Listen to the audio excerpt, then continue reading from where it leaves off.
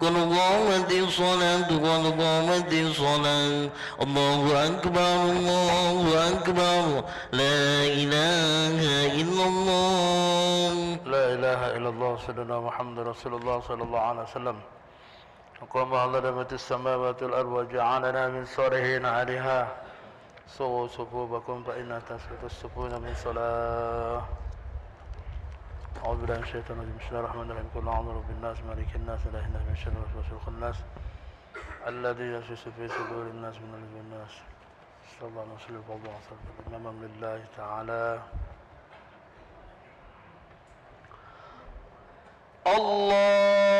الله أكبر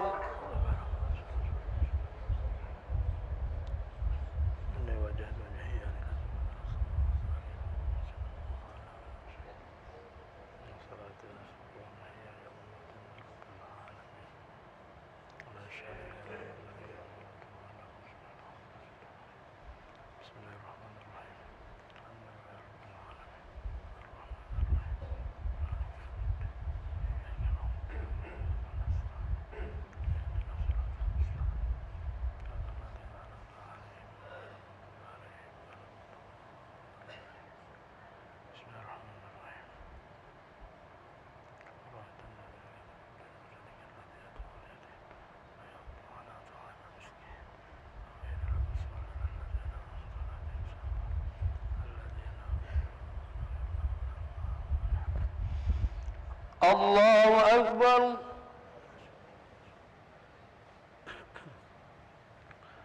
سمع الله لمن حمده الله أكبر الله أكبر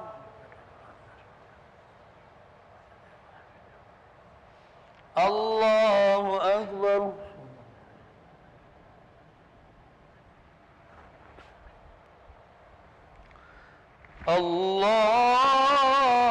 الله أكبر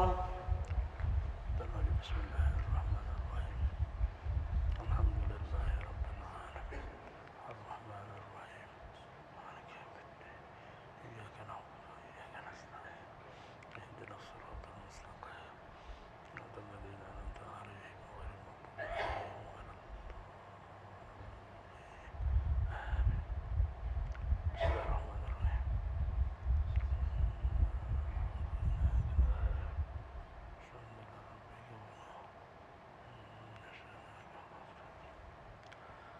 الله أكبر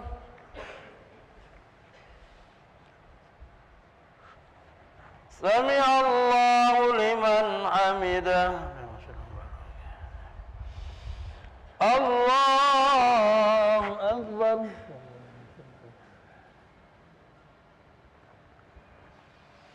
الله أكبر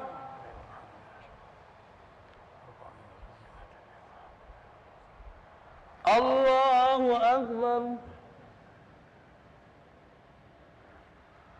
الله أكبر التحيات المباركة الصلوات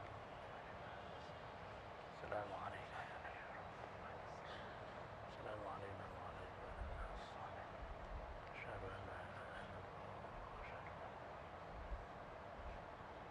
اللهم صل على سيدنا الله أكبر بسم الله الرحمن الرحيم الحمد لله رب العالمين الرحمن الرحيم مالك يوم الدين إياك نعبد وإياك نستعين اهدنا الصراط المستقيم صراط الذين أنعمت عليهم غير المغضوب عليهم ولا الضالين الله أكبر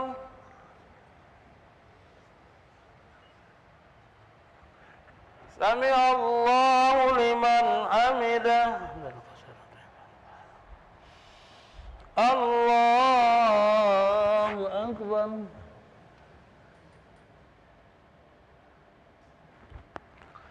الله أكبر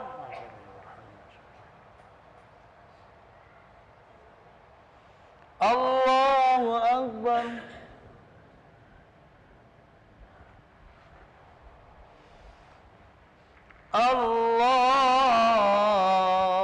الله أكبر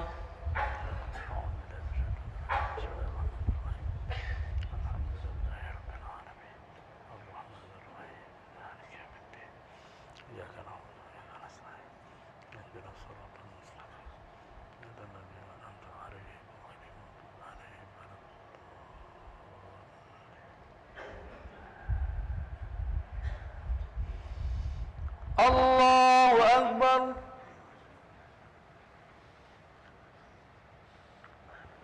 سمع الله لمن حمده الله أكبر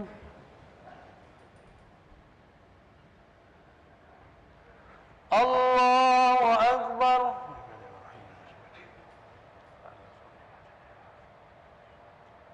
الله أكبر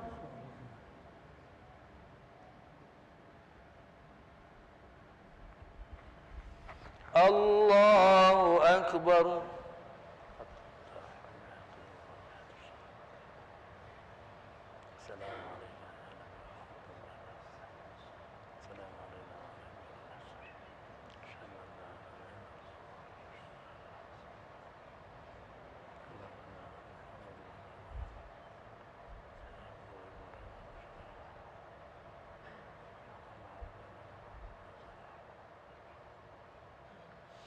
السلام عليكم ورحمة الله السلام عليكم ورحمة الله